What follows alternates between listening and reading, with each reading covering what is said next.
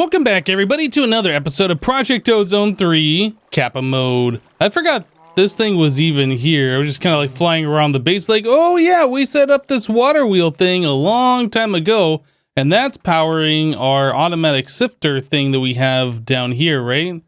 Anyway, so last few episodes, we have been working towards getting ourselves the Philosopher's Stone? Yeah, the Philosopher's Stone.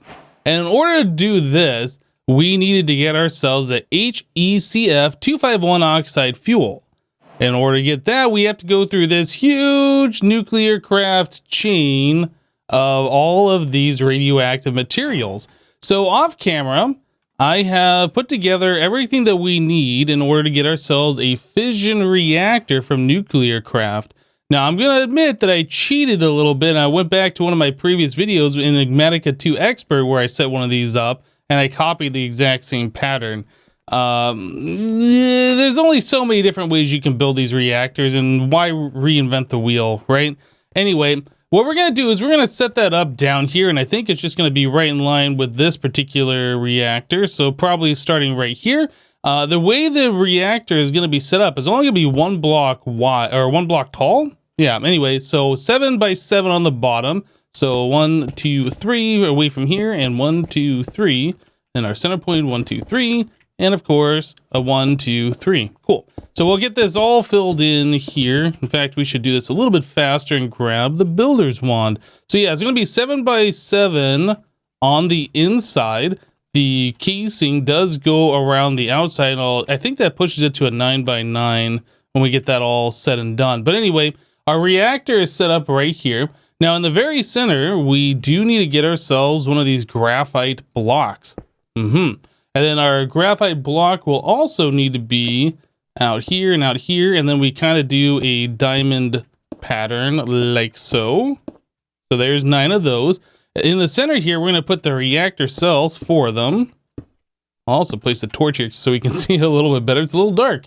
All right, so now that we have that set up, we want to put some glowstone coolers around them. Actually, I guess before we get too crazy here, let's take a look at this real quick. So this graphite fission reactor moderator, if you hold shift on it, it says it's only considered active if adjacent to at least one reactor cell. Active graphite increases the reactor's efficiency, but also produces some extra heat. For each graphite block, the additional power generated is equal to this nerdy formula. So you can read more about that and figure it out if you want to. But anyway, you want to place these next to a reactor cell, and that way it turns these graphite blocks into activated moderators. So the next thing is we want to put some glowstone coolers in, and these must be adjacent to at least 2 active moderator blocks, right? These produce 240 heat per tick cooling. So these are going to start cooling the reactor down just by having these in here. And each one of these is touching 2 of the moderator blocks, right? Okay. So we have these guys right there. And then I guess we can get rid of this torch since the glowstone is lighting things up. Outside of that, we're going to put some copper coolers. And if we hold shift, it gives us a cooling rate of 120 heat per tick per cooler. Must be adjacent to at least 1 valid glowstone cooler. Okay, so you can see how these kind of build on each other. So we can place these guys along like this. So they're touching the glowstone. Very good. All right, so far we have a lot of cooling going on. We have some heating and then a lot of cooling. All right, so now we have 4 empty spots, and those we're going to use magnesium coolers. I believe previously in the Enigmatica series, I used quartz coolers, I think. Anyway, these produce a cooling of 200 heat per tick, and these must be adjacent to at least 1 reactor casing and 1 active moderator block. So we have our active moderator block here, and then the casing is going to be around the outside, so that'll satisfy both of those needs. So we'll have 4 of these. All right, so we got a whole lot of cooling going on thanks to our moderator blocks. So now we need to place our controller. I assume this is considered a casing. I don't really know, to be honest. I assume this will be a casing, but we're going to place our controller here in the center. And we got to wrap the outside of this with these blocks. Do not need them in the corner. And you gotta make sure you place them in the right spot too. All right, let's get this all done here. Like so. And there it is. Cool. So there is that. And then we just gotta place the top on it, and then we should be pretty much good to go here as far as these are concerned. I don't think I can use the wand unless I put it into horizontal mode, and that'll take too much time, so I'll just place these all by hand. Now, you'll notice that the corners don't have anything in them. I think you can place some other things in there, like water cooling or other things, but I'm pretty sure we don't need additional cooling. I'm pretty sure we are good. Did I really go one block? Okay. Reactor casing. I thought I had the exact amount on me. Apparently not, unless I placed one incorrectly somewhere. Anyway, so if we do this, it says it's a 7x1x7 fission reactor. We have 4 fuel cells in there, and we can have, or we do have a minus 4,160 heat per tick. So as long as whatever we're doing in here does not exceed 4,160, we should be pretty much okay. And I am almost 100% sure that whatever we're doing will not go above this. So energy stored, heat. I don't remember. Do we have to power this thing at all? I think you just put the fuel in there and it powers itself, right? I don't remember if you have to give it any power to start with. Okay. Well, the first thing that we need to do, let's go ahead and grab that. What was it? This thing, the depleted LEU-235. All right, we'll just go and throw that radioactive item in our inventory, no problem. All right, so I put that in here, and we are cooling net heat gen 1506 heat multiplier, heat level. Oh, does this? I think this needs a redstone signal. Okay, so the heat level is increasing. Maybe we are not good. I thought that we would be okay here. But yeah, if that heat level gets too hot, then we're going to have a problem. Okay, so I need to turn this back off. And the heat's going down. So I wonder if there's a way that we can moderate that heat and like turn it on and off so it doesn't get too hot. Okay, well, obviously, we need to get ourselves 1,506 more heat per tick removed. So I guess I'll go through here. Maybe those corners will be necessary. I'll go through here, see if I can find some more of our different coolers that we can possibly use, and we'll be right back. Okay, so we're making one change here. So currently with the setup that we saw previously, we're making 1,506 heat per tick positive, which is increasing our heat level and will eventually melt down our reactor. So the one change we're going to make is the very center moderator block, that graphite block between the 4 cells. We're going to switch with a cryothium cooler. This gives us 800 heat per tick cooling, and it must be adjacent to at least 2 reactor cells. Now, the graphite also says that it adds some heat, right? So we get rid of this, which says that it adds some heat, according to that formula, whatever. And then we can replace it with this guy here, the cryothium cooler. And we'll place the top back on there and give us some light so we can see. And now, with just that cryothium cooler, we're at minus 2,960 heat per tick. So we are no longer gaining heat. We can leave the reactor running. I think we're pretty good to go. Now, it does appear that this is going a lot slower. Actually, now that I'm looking at this, the heat multiplier with that other thing in the center there did say it was like 500 something. Okay. Well, yeah, we can see that our cooling rate is almost 5,000 heat per tick, which is fantastic. And we are generating 3,000 RF per tick just by running this thing too, which is kind of cool as well. But I mean, with our extreme reactor over here, I don't think we really need to worry about 3,000 RF per tick, right? Anyway, so this is doing its thing. It is kind of slow. We can speed it up if we go and grab our tick acceleration. What we need to do is deplete the oxide fuel. We'll get this back as the resulting item here. And then with the depleted thing, we can put that into a fuel reprocessor. That's going to give us 40 tiny clumps of uranium-238 oxide. That's going to give us some neptunium-237 oxide, plutonium-239 oxide, and plutonium-241 oxide. And those we need to make this MOX-239 fuel. Yep. So we're going to be able to reuse a lot of this stuff to make the next step. First things though, we need to automate this whole process because I don't want to have to figure out how many of these depleted LEU-235s we need in order to make an HECf-251 oxide fuel. Like there is a huge amount of chain here, a lot of reprocessing that's going to have to go on. Yeah, definitely not something I want to try and figure out in my head, on paper, whatever. So next thing, we're going to get the depleted LEU-235. We want to put that into a reprocessor. So let's get this particular thing going.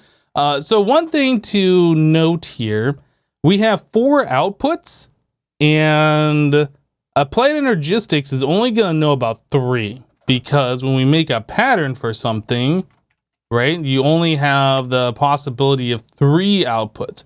So we need to figure out which one's the most important output that we are getting from this and which one is least important. If we're going to be needing a lot of neptunium, then we need to make sure that's in the recipe. If we need a lot of uranium-238 oxide, we need to make sure that's in the recipe. Things along those lines.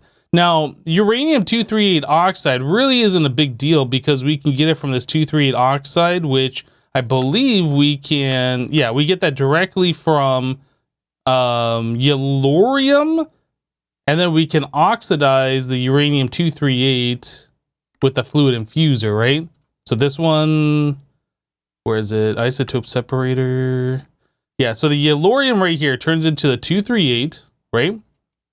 And then we can put that into the fluid infuser to turn into the oxide. So it doesn't really matter too much. Anyway, so yeah, the ones that are important are going to be the neptunium, the plutonium, and the other plutonium. So if I click that, of course, it puts the one that we don't really care too much about right here. So we'll have to do some manual editing of this recipe. But for right now, I'll go ahead and print that out. Blink pattern. Oh, we got a bunch of them. Perfect. Okay, so now that we have that, we also need to get the fuel reprocessor because I don't remember. I don't think we ever made one of those, right? Fuel reprocessor. I don't think so. I do remember there was a quest for it, I'm pretty sure. Yeah, fuel reprocessor right here. So let's go ahead and make a recipe for this guy. So that, do we have everything? If I put this recipe in here and tell the system to craft it, are we going to be able to do that? I don't know. Let's find out. Fuel reprocessor, go. Guys, we have everything. That's awesome. So the fuel reprocessor is right here. I put in the upgrades. We have the speed and the energy upgrade, just like we've done with the other Nuclearcraft machines. Nothing special here. Put an interface right on top of it, which connected to our other interface here through this glass cable that we're using to export oxygen into our fluid infuser right here. Anyway, so we are currently using 7 channels on this side. We can see right there, 7 of 8 channels. So we got plenty of applied energistics ready to go. And then all we got to do here, like we've done before, is just connect this up. So extract, always active. And as we saw before, this recipe, like if we do this fuel reprocessor, that gives us 40 items and then 888. So we're definitely going to want to put some speed upgrades in here. I don't know if we can do this very fast or not. It looks like we can craft them all. But yeah, we're definitely going to want these speed upgrades in that extraction. Otherwise, we're going to be waiting quite a long time as it reprocesses to get everything out. Because by default, these conduits only extract 4 items at a time. And it's like every second or 2 or something. It's not very fast. So you want it to extract as much as possible while it can. So I'll go ahead and wait for these things to craft up. We'll make sure we get those in there. And then we can also place this recipe here, I suppose. Okay, so now let's go grab our depleted LEU fuel. Should be done by now anyway. I haven't looked at this in a little bit. Yeah, so there's our depleted fuel. All right, so we put that into here, and then we tell the system that we want to craft, oh, let's say some neptunium. Do that, and tell it to start. It should put that fuel over there in the reprocessor, and things should be happening. And once we get all of the extracted items, we should be able to fix that recipe and get it the way we want it. Oh, is it done? Oh, wow, that happened real fast, actually. Okay, I thought that was going to take a minute. I guess we do have all of the speed and energy upgrades in here, so this fuel reprocessor is quite quick. So there's our neptunium. Well, that's cool. Let's go ahead and grab the speed upgrades. I guess I'll put these in here for now. 9 should be good enough, but I will get all 15 in there eventually. So let's grab fuel reprocessor. We want to grab this one, and we want to edit the recipe here. So we want the neptunium, the plutonium, and then we want the other plutonium. That is the 241. Cool. So now it has the more important ingredients here in case we need those. Yeah, so the system knows how to craft all of those things. Whoops, that was the wrong thing. A pattern. Yeah, let's do this, that, here. Okay, so now we know how to do that. Plutonium. I can tell it to craft the 241 if it knew how to do that. All right, so now that that's done, we need to get our reactor, a fission reactor over here automated as well. So we need another interface on top of this thing so we can start putting patterns in there. So that will be able to push items into our fission reactor, and then we need to extract the items out of this thing. So let's do, I don't know, how about an import bus? That should be just fine. And then we'll get some acceleration on there. Okay, import. And the acceleration should just take a moment here. All right, so while that's happening, let's get this import on here. Like so. I wonder, can I import from the front? It might be better to put the lever on the bottom and the import on this on the front. I'll have to see if this works, but it would be better just to do this so we don't have to run cables in a weird way, I think. So we can do that potentially. ME glass cable. One here, one there. So that's all connected up. And then we need that connected over to this line. So I'll just run a line over and down connecting to here. And then we'll give this a test and see if it works. Okay, so we need to make a recipe that's going to tell the system how to make this depleted LEU fuel. And that is from the fission reactor. So we have the regular one turning into the depleted one. And there is our recipe. So let's go downstairs and get everything going here. So I did end up just running the cable through the ground, just using cable facades all the way over and connecting up to our extreme reactor over here. Yeah, and that just goes up to this one connection. It's the same thing that we did over underground here to connect up our laser drill. So we have this hooked up. We can put the pattern in here. So if I tell the system to make a depleted LEU, it knows how to craft everything. So let's tell this to start up. And then I want to make sure everything's just going to work over here. Might take a minute for it to actually craft things. So it looks like it's in the process of crafting. The fuel is in here. It's doing stuff. We are tick accelerating, so it should go much faster than what it's doing before. So everything looks good. Fuel remaining. Oh yeah, that percent is going down. And this can go faster if it was nighttime. It is daytime out there right now. All right, so that's done. We have the depleted fuel, and it looks like that got extracted with our import bus, so that's exactly what we wanted, and there it is. So there's our depleted 235. So now if I wanted to say some plutonium, if I wanted like 100 of those, it'll know that we can craft up 12 of these, reprocess them, and we'll get 104 of the tiny plutoniums. Perfect. So this is where we want to be. So now that we have that all set, we can start working on the next chain of things here. So we want the tiny clump of plutonium-239 oxide to turn into a large one, and then we want to make this MOX fuel. So this can use both the uranium-238 and the oxide. I'm not sure if it matters which ones that we use right now. It might matter eventually. But anyway, let's get that figured out. So we want to take these, which we are currently getting, and turn them into these. So we need a regular processing pattern or a crafting pattern. So we need one of those. And then down here by our Nuclearcraft section. All right. So we have that. And then we want to turn it into one of these. And that's just doing uranium-238. That should be fine. The system should know how to craft that, I do believe. And this is making the MOX-239 fuel. So if I tell it to make MOX-239, it knows how to craft it. Perfect. Okay, so that's all we care about. And then we are going to want to get the curium-243, and we get that from a fuel reprocessing of the depleted MOX. So we have to make another recipe of this. Well, I guess we need to make a recipe for the depleted MOX fuel in the fission reactor. So there's that, and we do fission. So there's the depleted one of those. And now we can tell it how to reprocess that depleted thing. Uses of that turns into this. So again, we're getting uranium-238, plutonium-242, americium-243. But it doesn't say anything about the curium that we should be getting, or however you pronounce these. These are foreign words to me.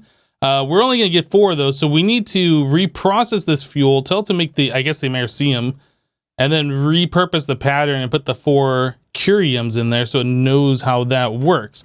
Okay, well, let's put this into the fuel reprocessor, and then we're going to tell it to make the americium.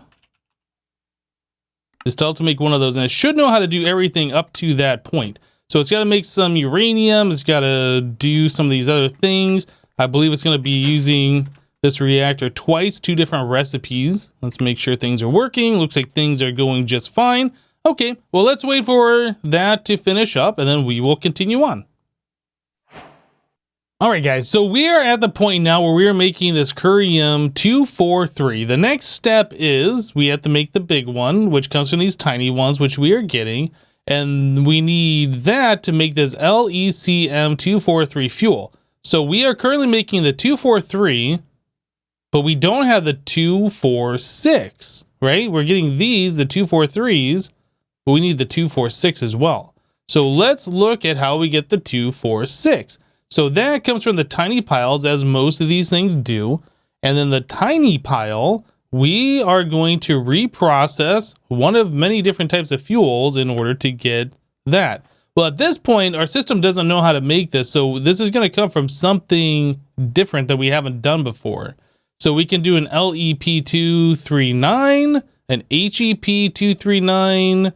There's lots of different things here, and I'm not sure which one is the best. This one gives us a lot of this, though. So what is this come from? The depleted comes from this thing, and this is plutonium-242 and plutonium-239.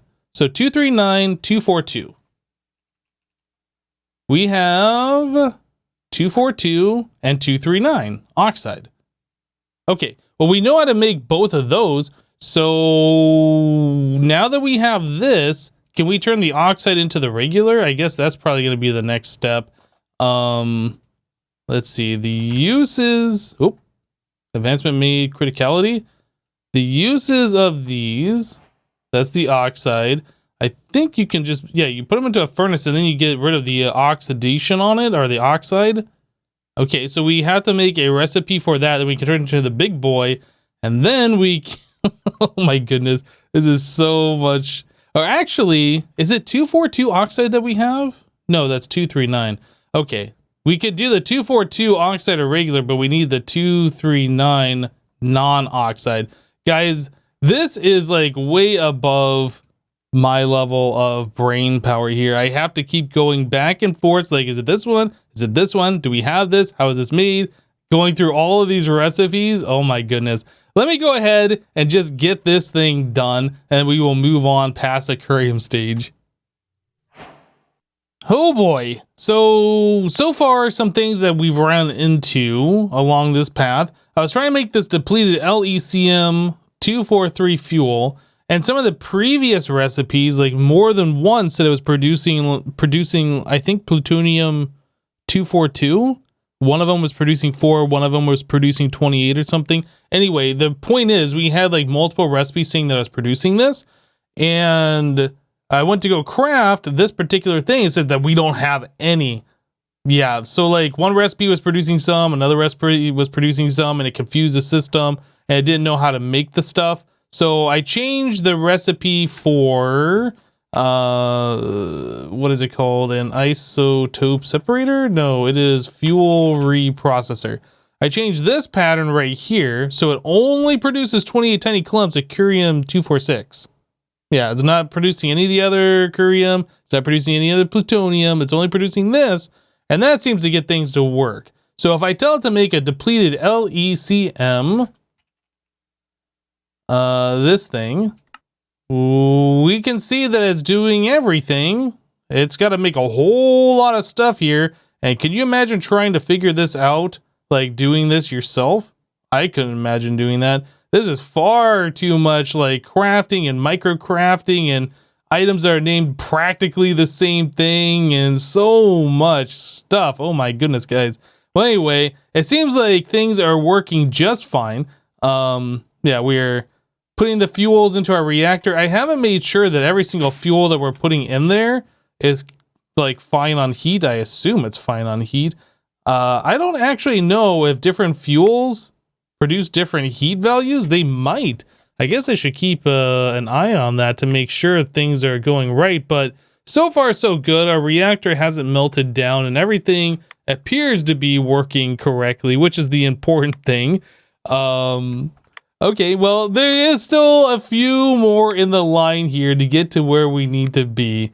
Oh my goodness, guys, this is so crazy. Nuclearcraft is one of those mods that's just like, you do it once and you're good, but like when you have to do it multiple times, it gets a little insane. Anyway, I'm going to continue to let this stuff process on. I'll try and make a few more of these recipes off camera and we'll be back.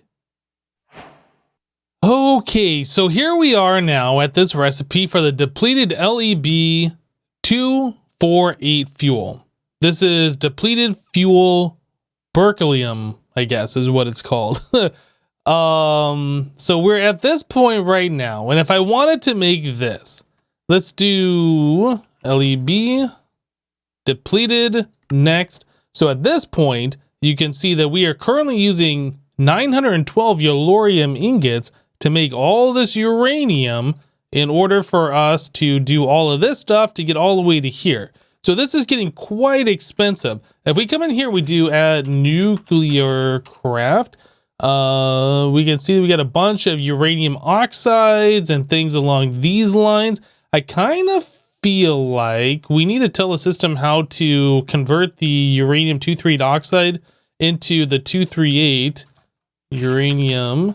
Do we know how to craft? Yeah, we know how to craft the isotope itself. Right? Next. So that can do it this way. I kind of feel like we should also have a way that we can convert this stuff into a normal recipe. Let's see if we can do this as well. So we want to take this 238 and convert it this way. And then we also want to take this stuff and make a recipe out of that, the oxide. So if we take this and we take that, that should work too. So we do furnace. And we find a little spot for it in our furnaces here. Right there should be fine. And then we need to find a spot in here for this other one. Hopefully that'll lessen the amount of isotope separation that we need to do. So again, the berkelium depleted next. How is this working?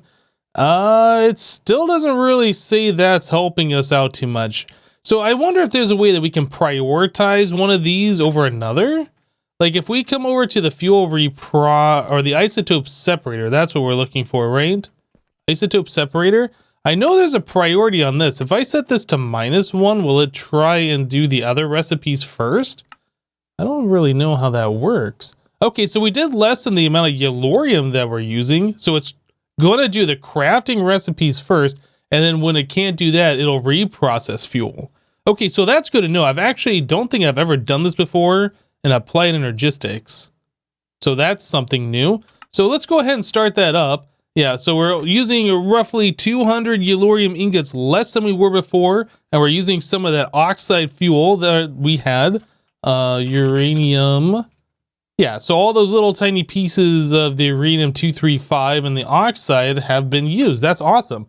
Okay, well, yeah, as we can see, this process is going to take a while. There's a lot of stuff that it has to reprocess and craft and then deplete and then reprocess and etc, etc, etc.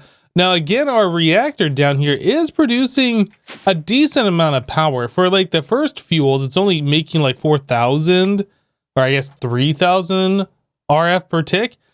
Some of the higher fuels that we saw were doing like 30,000, which is pretty good. Like if you were using this to actually generate power and store that power, which we are not, but if you were, that's really good. But yeah, we don't really have any power storage in the base yet. It's probably going to be until we get to Draconic Evolution and make one of those giant energy balls that we can even really consider storing lots of power. But until then, yeah, this is what we're doing. This is going to take a while to craft that up. We'll end up getting this depleted LEB-238 fuel, which we can then reprocess and get, what is that, 56 tiny clumps of Californium-252.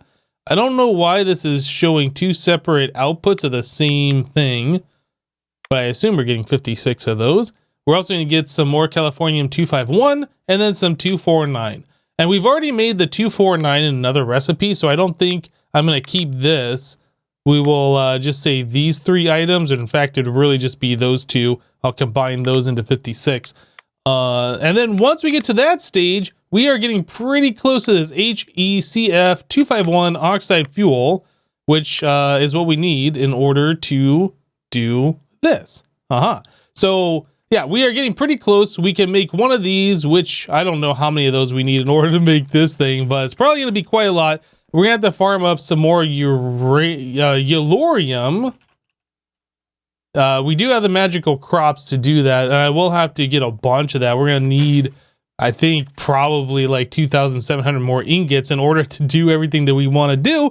But anyway, guys, we're going to go ahead and call it an episode for today. We got a lot of stuff done, lots of Nuclearcraft stuff. Now that all this is automated, though, like we'll just have to press a button, make sure we have the yellorium resource in the system, and everything will just take care of itself. Yep. A lot of confusion setting it up, but now that it's set up, we are good to go. Anyway, that's it for today. Thank you guys for watching. Remember to leave a like on this episode if you liked it, and we'll see you next time. Thanks for watching, guys. Bye-bye.